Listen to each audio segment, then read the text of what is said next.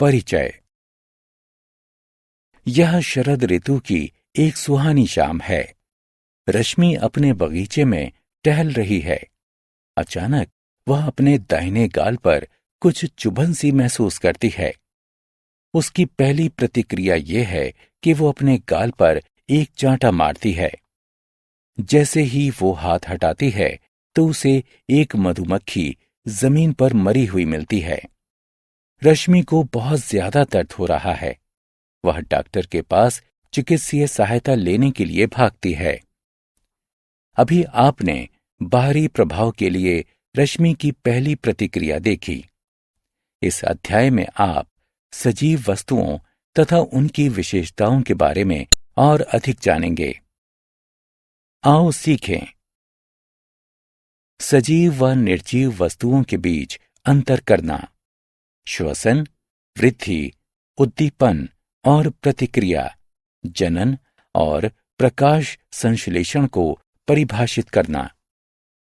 शाकाहारी, मांसाहारी तथा सर्वाहारी के बीच अंतर करना। सजीव वस्तुएं। सजीव वस्तुएं निम्न क्रिया करती हैं: सांस लेना, गति, वृद्धि और जनन। सजीव वस्तुओं में संवेदना होती है। वे भोजन खाते हैं और व्यर्थ पदार्थों को निकाल देते हैं। निर्जीव वस्तुएं। निर्जीव वस्तुएं निम्न क्रियाएं नहीं करती हैं: सांस लेना, वृद्धि और जनन। उनमें संवेदना भी नहीं होती है। कुछ निर्जीव वस्तुएं प्राकृतिक होती हैं। उदाहरण के लिए पत्थर, सोना आदि। कुछ निर्जीव वस्तुएं सजीव वस्तुओं से प्राप्त की जाती हैं, जैसे शहद, रेशम आदि। सांस लेना। सभी सजीव वस्तुएं सांस लेती हैं। सांस लेने की प्रक्रिया में 2 चरण पाए जाते हैं: ऑक्सीजन युक्त वायु को शरीर में ग्रहण करना अंतःश्वसन कहलाता है। कार्बन डाइऑक्साइड युक्त वायु को शरीर से त्यागना बाह्य श्वसन कहलाता है। श्वसन। भोजन से हमें ऊर्जा प्राप्त होती है। भोजन द्वारा हमारे शरीर को ऊर्जा प्रदान करने की प्रक्रिया श्वसन कहलाती है। ऑक्सीजन श्वसन में सहायता करती है। श्वसन की प्रक्रिया में कार्बन डाइऑक्साइड निकलती है। वृद्धि। समय के साथ साथ सभी सजीव वस्तुएं बढ़ती हैं। कुछ सजीव वस्तुएं समय के साथ तेजी से तथा ज्यादा बढ़ती हैं। उदाहरण के लिए घोड़े, मनुष्य आदि। कुछ सजीव वस्तुएं समय के साथ अपनी अवस्था परिवर्तित कर लेती हैं। उदाहरण के लिए तितली इत्यादि। उद्दीपन, प्रतिक्रिया। सभी सजीव वस्तुएं अपने आसपास के बदलाव को महसूस करती हैं। कोई भी बाहरी प्रभाव जिसके कारण एक सजीव वस्तु प्रतिक्रिया करती है, उद्दीपन कहलाता है।